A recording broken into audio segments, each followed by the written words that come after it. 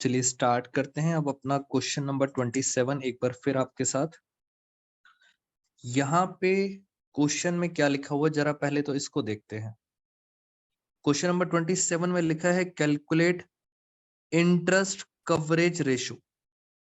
बेटा सीबीएसई में ये आया हुआ है 2017 में और लिखा है इंटरेस्ट कवरेज रेशो।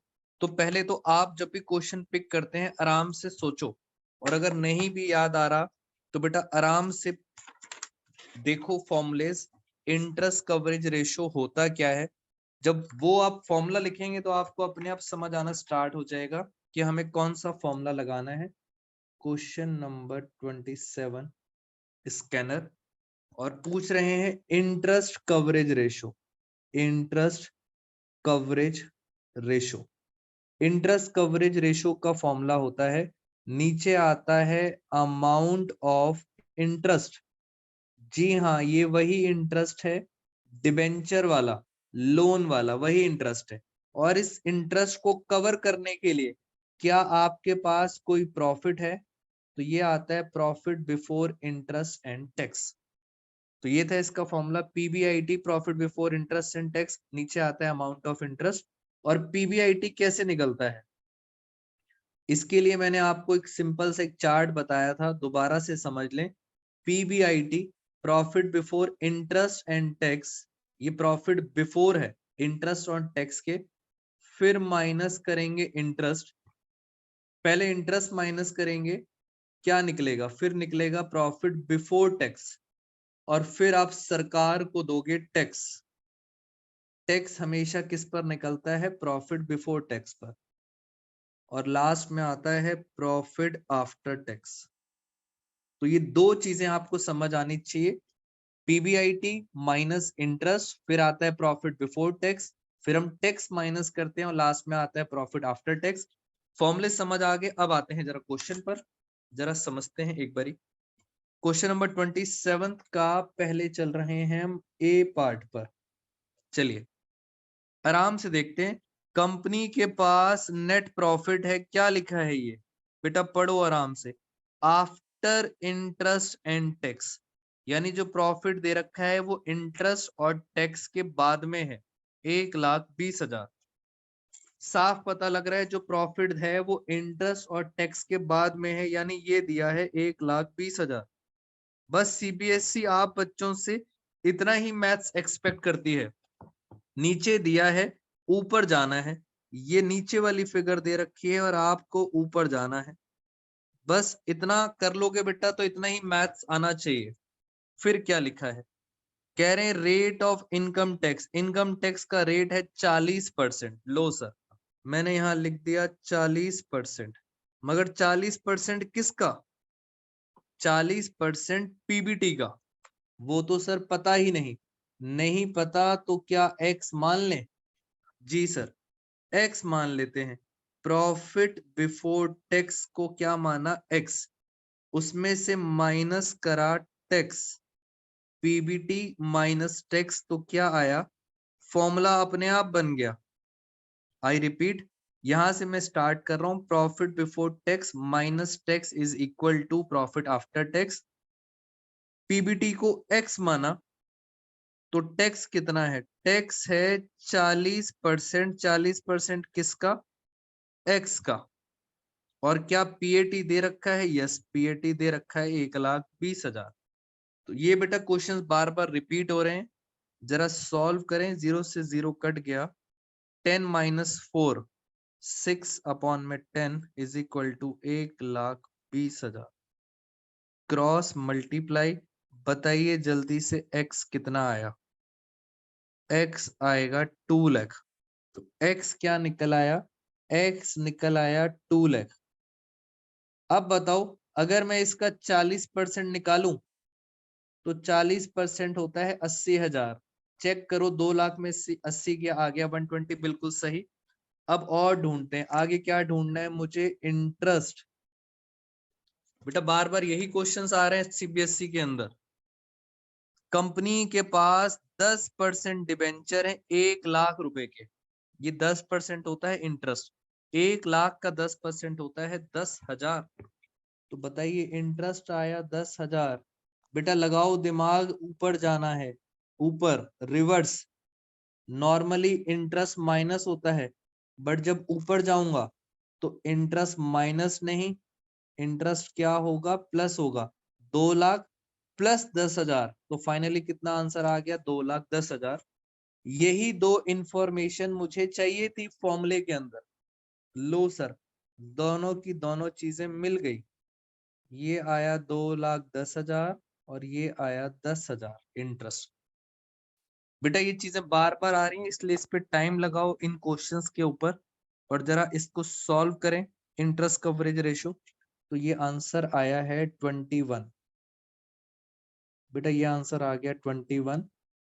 कुछ बुक्स में टाइम्स लिखा होता है, कुछ बुक में रेशो लिखी होती है। तो जैसे सीबीएसई चाह रहा है 21, मैंने भी क्या लिख दिया, टाइम्स लिख दिया। बेटा क्या ये आपको समझ आया है, यस और नो? बताइए जल्दी से। बेटा इस तरह के क्वेश्चन असाइनमेंट में भी थे और आपको उसको सॉल्व करने चाहिए थे। बस ये एक्स वैक्स, एक बच्चा मुझे कह रहा था कि सर ये एक्स की कहानी समझ नहीं आती।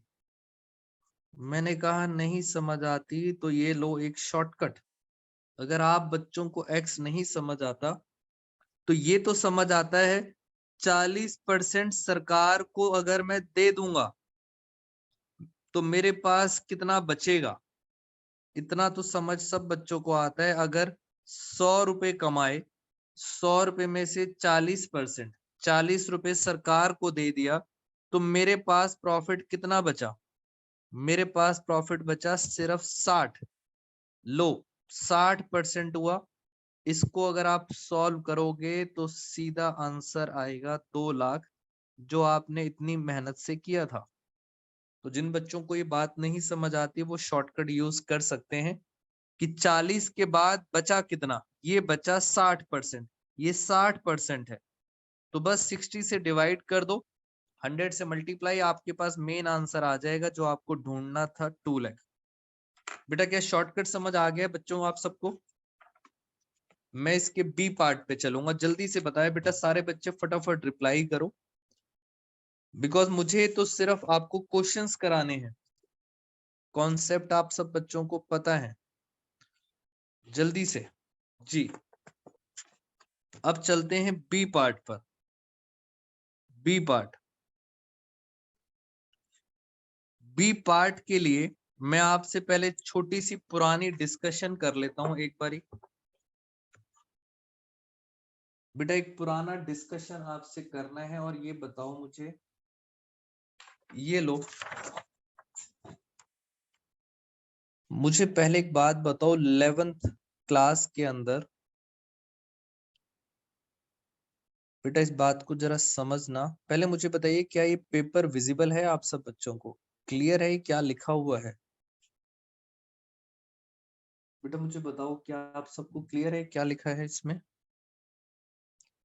बेटा सारे बच्चे बताओ, बिकॉज एक फाइनल अकाउंट्स टॉपिक है, फाइनल अकाउंट्स पढ़ा था क्लास 11th में। हाँ बच्चे कह रहे हैं समझ में आ रहा है। बेटा ये लिखा है ट्रेडिंग अकाउंट, याद करो अपना बचपन जो कोविड में निकला था। जी बेटा उस कोविड के अंदर ट्रेडिंग अकाउंट ऑनलाइन क्लासेस में सिखाया गया था, ट्रेडिंग अकाउंट।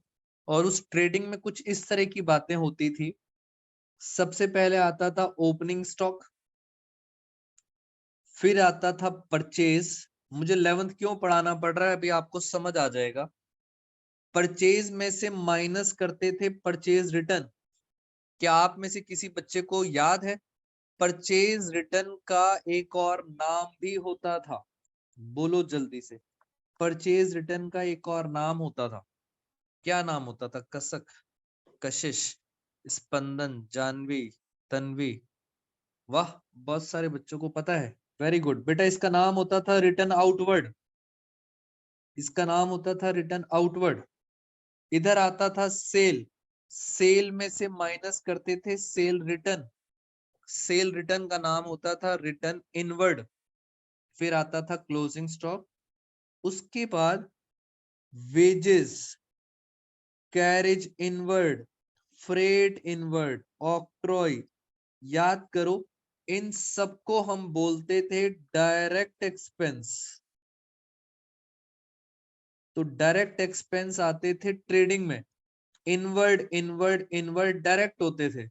अगर आउटवर्ड होता तो वो कहां चला जाता, वो चला जाता P&L। फिर आते थे इसमें ऑल फैक्ट्री एक्सपेंसेस, सारे फैक्ट्री के एक्सपेंसेस, सारे manufacturing expenses, wages, carriage inward, ये सारे डायरेक्ट होते थे। लास्ट में निकलता था ग्रॉस प्रॉफिट। पहले बताइए क्या आप सब बच्चों को ये बात याद आई है, यस और नो? ट्रेडिंग अकाउंट की चीजें बेटा याद आई हैं, डायरेक्ट एक्सपेंसेस। मैं ये बातें क्यों बताना चाहता हूं आपको, अब आओ मेरे साथ जरा ध्यान से। बेटा ये बातें मैं आपको क्यों बताता हूं। क्वेश्चन नंबर 27 का बी पार्ट सीबीएसई ने 11th क्लास में से उठा के डाल दिया। ये देखो, इसलिए सिर्फ ट्रेडिंग आपको पता होना चाहिए।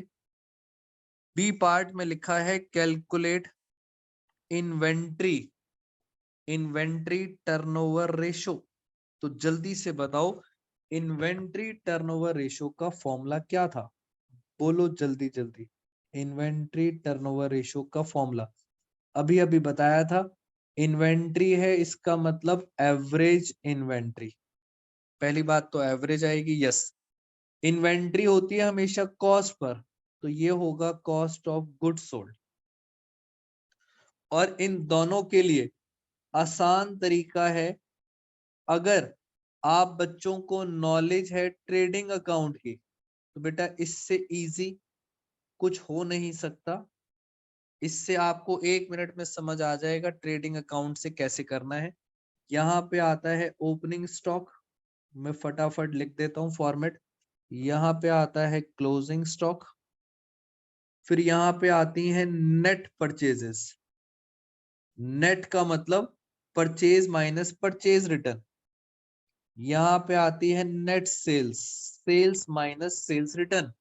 फिर आते हैं डायरेक्ट एक्सपेंसेस, जैसे wages, direct expenses, carriage, inward, outward नहीं आता है यहाँ पे जी। एक बार जरा देखें सर आपने ट्रेडिंग क्यों बनाया, जरा पढ़ें क्या क्या लिखा है।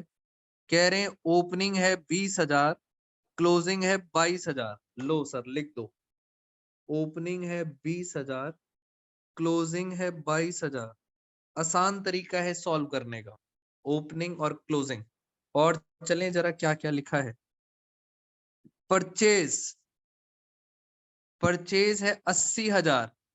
पहले ढूंढो क्या कोई परचेज रिटर्न तो नहीं है, ये देखो रिटर्न आउटवर्ड 1,000। बेटा परचेज है 80,000 और रिटर्न आउटवर्ड मतलब परचेज रिटर्न। तो 80,000 में से 1,000 गए तो कितने बचे, यानी नेट परचेज बची 79,000। आगे चलते हैं, लिखा है रेवेन्यू फ्रॉम ऑपरेशन सेल 80,000। ढूंढो कहीं रिटर्न इनवर्ट तो नहीं दे रखा, रिटर्न इनवर्ट नहीं दे रखा।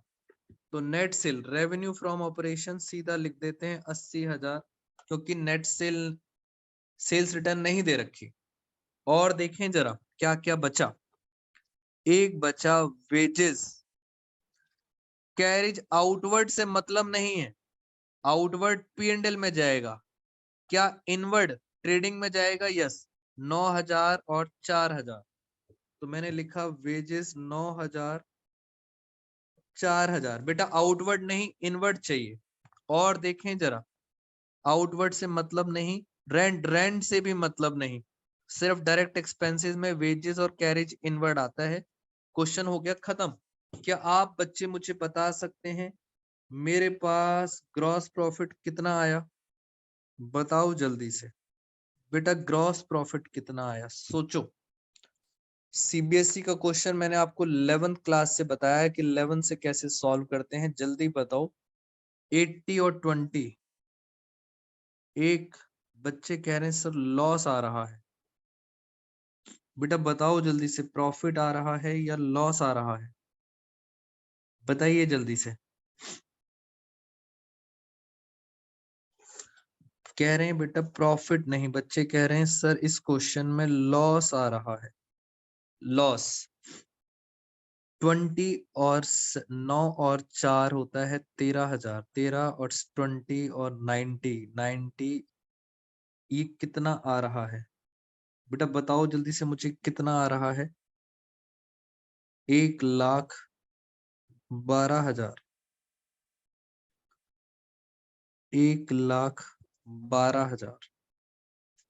उसमें से 80 और 22 गए तो फाइनली कितना आ गया? 10,000। 10,000 का क्या आ गया? लॉस। सीबीएसई का क्वेश्चन है, 10,000 का लॉस। अब आपको पता है एवरेज, मैं एवरेज तो निकाल सकता हूं बेटा। एवरेज निकालना बड़ा आसान। ओपनिंग, ये रहा ओपनिंग, ये रहा closing. Opening plus closing 42 divide by 2 कितना आ गया? एवरेज तो आ गया 21। अब निकालना है सीओजीएस। याद करो मैंने सीओजीएस का क्या फॉर्मूला बताया था।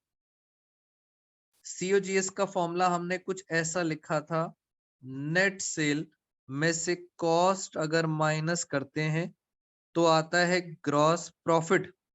ये लिखवाया था मैंने आपको पीछे फॉर्मूला। बस छोटी सी चेंज है, प्रॉफिट नहीं है दोस्तों, क्या दिया है इस बार? लॉस दिया है। और बच्चे कंफ्यूज हो जाते हैं। कुछ नहीं करना बेटा, लॉस है तो नेगेटिव का साइन लगा दो, खत्म कहानी। क्या दिक्कत है? प्रॉफिट है तो पॉजिटिव, लॉस है तो नेगेटिव का साइन लगा देंगे। कॉस्ट पता नहीं, क्या सेल पता थी? रेवेन्यू पता था 80,000। अब बताओ ये माइनस और ये प्लस हो जाएगा तो कॉस्ट कितनी आएगी? कॉस्ट आएगी COGS।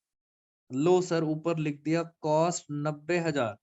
बेटा आंसर टाइम्स में आएगा। इसको सॉल्व करें जरा, इसको सॉल्व करते हैं तो आंसर आएगा टाइम्स में 4.29 टाइम्स। मुझे बताइए क्या आपको ये वाला स्टेप समझ आया है कि मैंने माइनस का साइन क्यों डाला? बेटा जल्दी से बताओ, क्या ये समझ आया? प्रॉफिट की जगह मैंने हम माइनस का साइन क्यों डाला? बिकॉज मेरे पास लॉस था। बताओ जल्दी से, यस और नो। अब आपको समझ आ जाएगा कि सर 11th का ट्रेडिंग अकाउंट, जिसके लिए मैंने अभी आपको ये दिखाया था, ट्रेडिंग अकाउंट से भी आपकी हेल्प हो सकती है 12th क्लास के अंदर। यहाँ पे अगर बचता है तो क्या कहते हैं? Gross loss. और ये थे डायरेक्ट एक्सपेंसेस, इससे बाहर आएगा नहीं। Inward, inward manufacturing, factory expenses, बस यही आते हैं बार बार। एक चीज मैं और आपको सिखाना चाहता हूं जिसको हम कहते हैं शॉर्टकट या डेरिवेशन। बेटा एक चीज और डिस्कस करेंगे, जब आप ऑनलाइन क्लास अटेंड कर ही रहे हो तो कुछ फायदा भी होना चाहिए आपको। हम इतनी देर से क्या ढूंढ रहे हैं? क्या ढूंढ रहे हैं? हम ढूंढ रहे हैं कॉस्ट ऑफ गुड्स सोल्ड। और कॉस्ट आपने कितनी निकाली? 90,000। मुझे बताओ इस फॉर्मूले में क्या क्या चीजें चली गई? एक चला गया नेट सेल, इस 90,000 में एक नेट सेल चला गया, और क्या चला गया? Gross loss. दो चीजें चली गई। बेटा इन दोनों चीजों को भूल जाओ, इसके बाद जो बचा वहां से भी कॉस्ट निकल आएगी। इन दोनों चीजों को भूल जाओ। मैंने आपको डेरिवेशन पहले भी सिखाई थी, आज दोबारा से सिखाता हूं। एक बचा ओपनिंग स्टॉक, सिर्फ दो चीजों को छोड़ दो, plus net purchases plus wages plus carriage. मगर कैरेज कौन सा वाला? इनवर्ड वाला, आउटवर्ड वाला नहीं आएगा ना, रेंट कुछ नहीं आएगा। और तो कुछ बचा नहीं, एक इधर बचा। जैसे ही अपोजिट साइड में गया बेटा, जैसे अपोजिट साइड में गया मैंने माइनस का साइन लगा दिया। ये सारे एक साइड के थे प्लस, अपोजिट में बचा क्लोजिंग स्टॉक, मैंने क्लोजिंग स्टॉक माइनस कर दिया। ये कुछ ऐसी बातें हैं कि बेटा अगर पेपर थोड़ा सा भी टफ आता है और आप इस बात को समझ सकते हो तो फिर कोई भी नहीं रोक सकता आपके अच्छे मार्क्स लाना।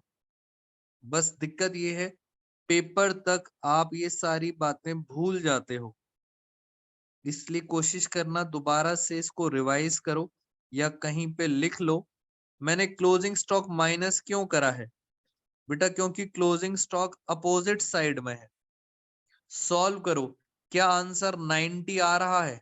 बताइए मुझे, सारे बच्चे सॉल्व करके बताइए, क्या कॉस 90 आ रही है? जो ऊपर निकाली थी वही आ रही है।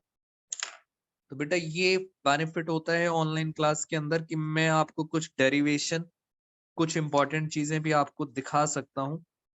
अब मेरी बात सुनो बेटा, अगर मार्क्स लाने हैं पूरे 80 में से 80, 100%, तो अभी मैं आपको ये 11th क्लास का फाइनल अकाउंट्स का असाइनमेंट भेजूंगा। छोटे से क्वेश्चन है, छोटे छोटे क्वेश्चन से सिर्फ ट्रेडिंग अकाउंट बनाना है, जीपी निकालना है। आपकी इससे प्रैक्टिस हो जाएगी बेटा, जरूर इसको ट्राई करना, इस असाइनमेंट को एज अ होमवर्क, जिससे आपका ये वाली चीज एकदम क्लियर हो जाएगी। मुझे बताइए क्या यहां तक समझ आया है आप सब बच्चों को, यस और नो? बोलो बेटा फटाफट, यस और नो। एक क्वेश्चन फिर आप करके दिखाएंगे बेटा, अब आपकी बारी। एक क्वेश्चन में अब आप सब बच्चों को देता हूं बेटा, इसमें ऐसे बड़े सारे क्वेश्चंस हैं जब आप अपने आप ट्राई कर सकते हो। मैं एक क्वेश्चन और करा देता हूं आपको पहले बेटा, ये भी आपका होमवर्क था, इसमें 32 क्वेश्चन है, एक जैसे रिपीट हो रहे हैं बार बार। आप करेंगे तो जल्दी से जल्दी, हार्डली 2 घंटे में खत्म हो जाएगा सारा का सारा। ये लो एक क्वेश्चन मैं आपको और करा देता हूं इसके अंदर। Question number 12, proprietary ratio. अब बैलेंस शीट का काम आ गया।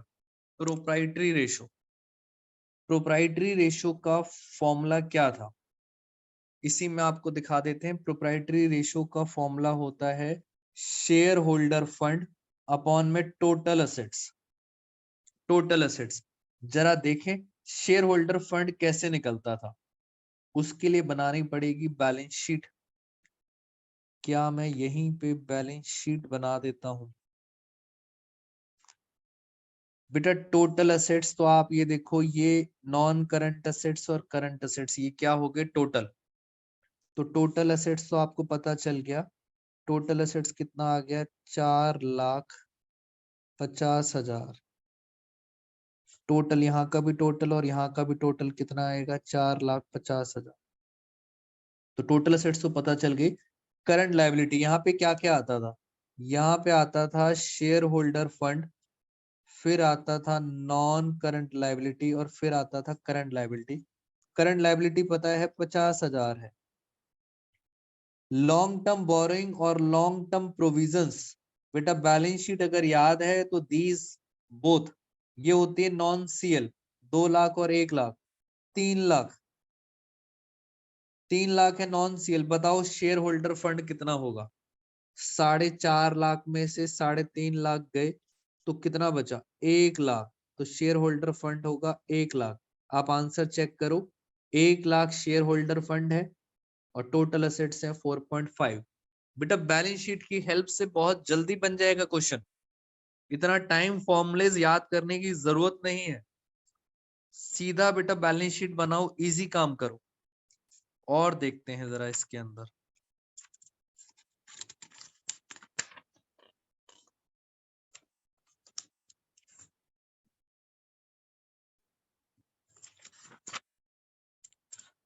बाकी तो दोस्तों क्वेश्चन आसान आसान से इसके अंदर दे रखे हैं।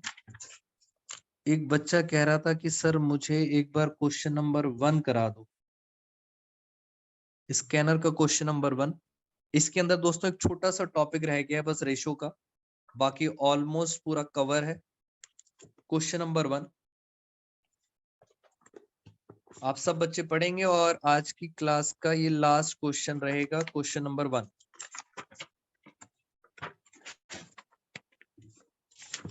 अजीत, आप कोई क्वेश्चन बता रहे थे स्कैनर में, डाउट है आपका?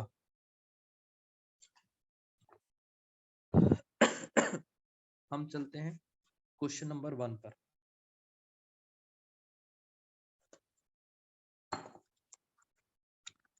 असाइनमेंट में बेटा, असाइनमेंट में कौन सा क्वेश्चन बता रहे थे आप बेटा? जब तक बाकी सब बच्चे पढ़ेंगे क्वेश्चन नंबर 1, और मैं असाइनमेंट का एक क्वेश्चन देख लेता हूं। अजीत फटाफट बताओ कौन सा क्वेश्चन बता रहे थे आप? क्वेश्चन 7 एंड 24, 24 और 7। ओके ठीक है बेटा, यही वो टॉपिक रह गया जो मुझे कराना है क्लास के अंदर। अजीत ऑफलाइन क्लास में कराऊंगा ये। क्वेश्चन नंबर 1 में पढ़ते हैं क्या क्या लिखा है। डेब्ट to equity ratio, working capital turnover ratio, और लिखा है रिटर्न ऑन इन्वेस्टमेंट। क्वेश्चन अगर ध्यान से पढ़ो, ऊपर लिखा है from the following information calculate any two. बेटा गलती मत कर देना, पेपर में सिर्फ 2 पूछे हैं उन्होंने करने के लिए। बच्चों को इसलिए पेपर मुश्किल लगता है बिकॉज वो भावुक हो जाते हैं और कहते हैं हमें तीनों आते हैं, तीनों कर देंगे। कोई एक्स्ट्रा मार्क्स नहीं मिलेंगे, रेदर टाइम आपका वेस्ट होगा। तो सिर्फ 2 करने हैं, तो जो 2 अच्छी तरह से आती हैं वो देखेंगे। बोर्ड में आया 2012 में। मैं क्या करता हूँ, इनकी इंफॉर्मेशन जरा एक बार आराम से पढ़ लेते हैं। Equity share capital, journal reserve, statement of P&L, ये लिखा है profit after interest and tax. फिर दे रखा है 9% डिवेंचर 20,000 के। एक एक वर्ड समझ आना चाहिए। क्रेडिटर 15,000 के, building 65, equipment 15,000, debtors 14,500, cash 5,500। Balance sheet की फिगर दे रखी है, सेल दे रखी है 1.5 लाख, और टैक्स रेट है 50%। आओ बेटा फटाफट, पहले जितना पता था उतना करते हैं। मैंने अभी अभी आपको एक फॉर्मूला बताया था, PBIT माइनस इंटरेस्ट। बताओ माइनस करने के बाद क्या आया? Profit before tax. बेटा अभी अभी कराया था। फिर क्या माइनस करेंगे? टैक्स। टैक्स किस पर निकलता है? Profit before tax. और आखिरी में क्या बचा? Profit after tax. तो जरा इसके बेस पे एक बार करके देखें, पढ़ लेते हैं। टैक्स का रेट है 50%, और ऊपर लिखा था profit after interest and tax 15,000। ये दिया हुआ है 15,000। टैक्स का रेट है 50%, बट उसके ऊपर अब जल्दी से बताओ ये कितना होगा?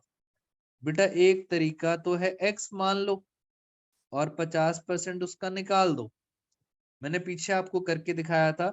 दूसरा तरीका है, टैक्स 50% देने के बाद जो ये बचा, ये जो 15,000 बचा, पता है ये कितना परसेंट बचा? ये 50% बचा। 50% तो आपने सरकार को टैक्स दे दिया, तो बचा कितना? 50%। जैसे ही इस इक्वेशन को आप सॉल्व करोगे तो आंसर आएगा 30,000। अब चेक करते हैं इंटरेस्ट, क्योंकि मुझे ऊपर जाना है। इंटरेस्ट, आओ जरा। 9% इंटरेस्ट है 20,000।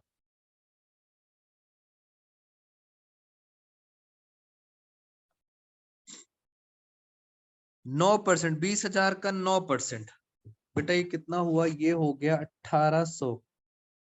अब ऊपर जाना है, नॉर्मली प्लस माइनस होता है, अब ऊपर आएगा तो प्लस हो जाएगा 31,800। ये आ गया PBIT। कोई बात नहीं, अभी बस निकाल के हम छोड़ रहे हैं और देखते हैं। इतनी बातें पता चल गई। अब जरा बैलेंस शीट बना लेते हैं एक बारी। बैलेंस शीट के अंदर जरा इंफॉर्मेशन डालते हैं। सर क्या क्या इंफॉर्मेशन आती है बैलेंस शीट की? आपको अपने आप समझ आ जाएगा सर, बस यहाँ से पॉइंट उठा के डालने हैं, खत्म। आइए जरा आराम से देखते हैं इसके अंदर। सबसे पहले यहां दिया है इक्विटी शेयर कैपिटल 50,000। मैं सिर्फ बैलेंस शीट में उठा के डाल रहा हूं। फिर दिया है जनरल रिजर्व। जनरल रिजर्व दिया हुआ है 5,000 का।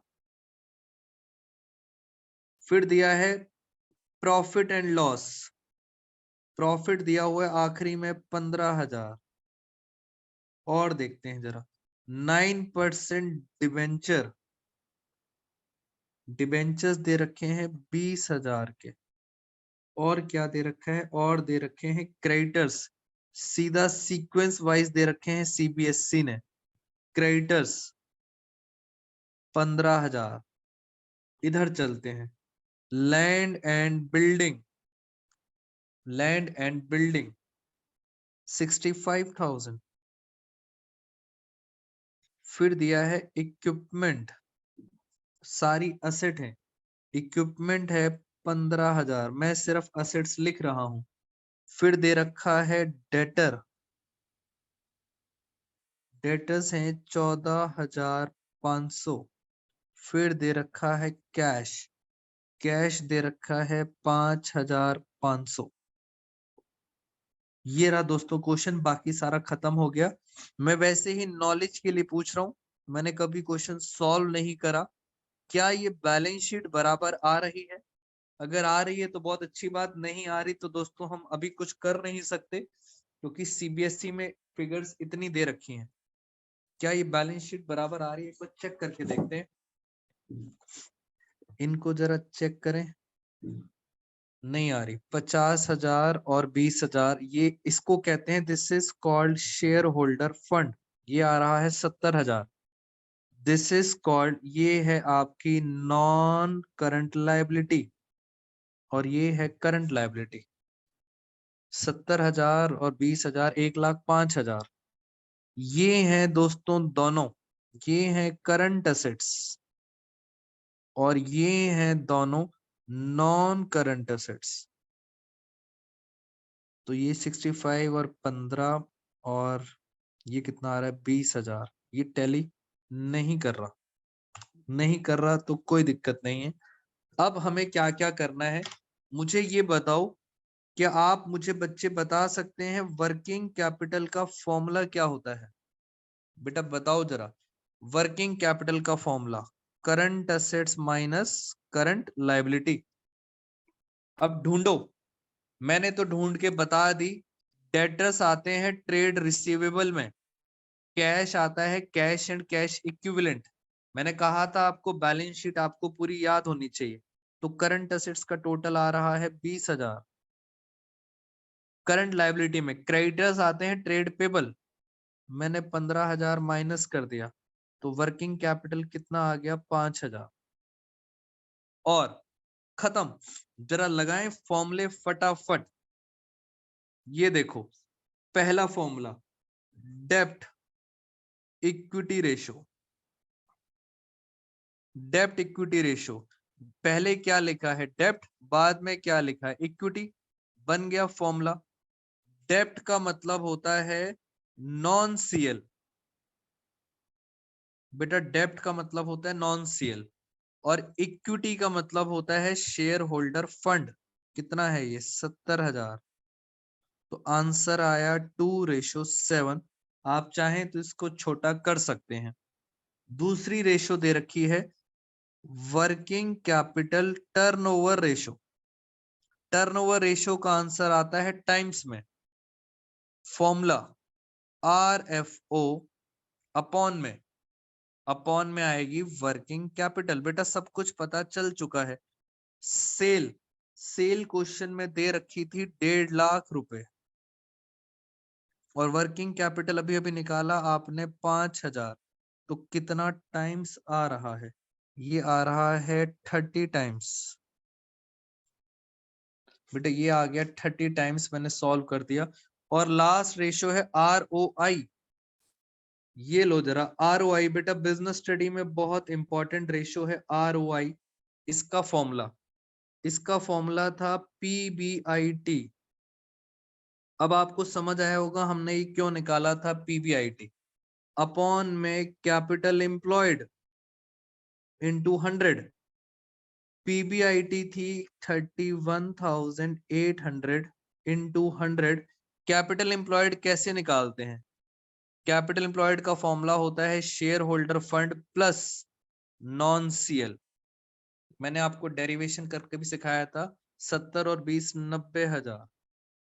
तो ये आंसर आएगा परसेंटेज में आंसर आ रहा है 35.33%। तीनों रेशियोज मैंने बता दिए, बस क्वेश्चन यही है। ये चीज लास्ट में दोबारा से समझ लो दोस्तों, ये P&L है और ये क्या है, बैलेंस शीट। मैंने कहा था आपको स्टार्टिंग में, P&L और बैलेंस शीट जिसको समझ आता है, बाकी तो मैथ्स का यूज करना है। बेटा आज की क्लास में फ्रेंड्स इतना ही करेंगे। स्कैनर के क्वेश्चन सब जो बच गए हैं, और अगर आपके डाउट्स आएंगे तो वो हम क्वेश्चंस करेंगे आपके साथ नेक्स्ट क्लास के अंदर। Thank you so much all of you, take care everyone.